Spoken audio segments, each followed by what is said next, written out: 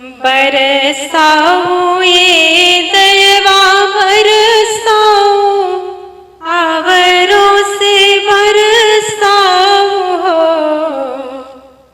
बरसाओ ये दयवा बरसाओ, आवरों से बरसाओ हो।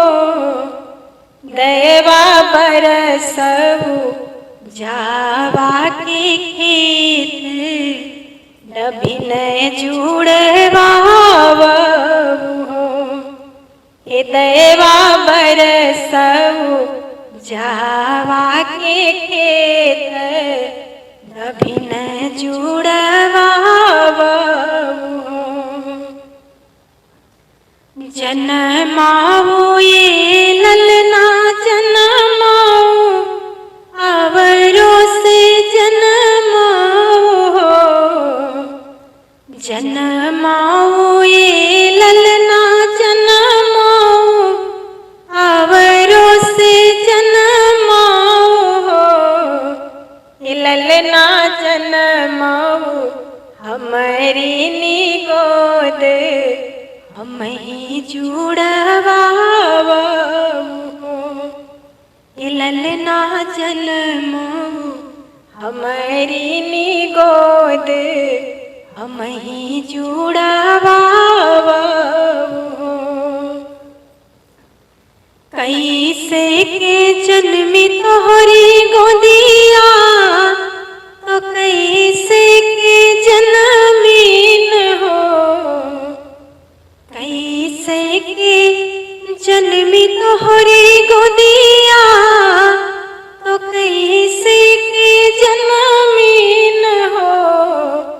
हे माथा पाटे के खटोलावा सोईबू, पुकारी के बोलैबे हो। हे माथा पाटे की खटोलावा सोईबू, पुकारी के बोलैबे हो। जन्माओ ये ललना जन्माओ, आवरों से जन्माओ हो। जन्माओ ये ललना जन्माओ, आवरों से जन्माओ हो। हे ललना सोने के खटोलवा सोईबे, तो बेटा कहीं बोलैबे हो। हे बेटा सोने के खटोलवा सोईबे, ललन कहीं बोलैबे हो।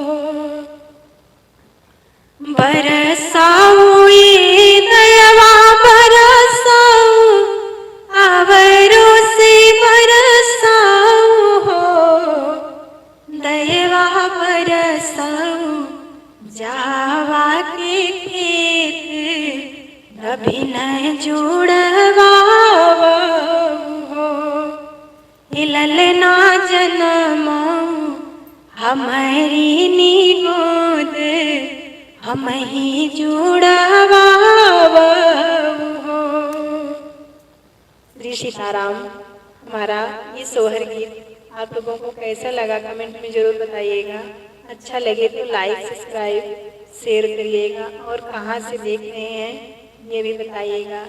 अगले वीडियो में फिर मिलते हैं, तब तक के लिए श्री सीताराम। हर हर महादेव।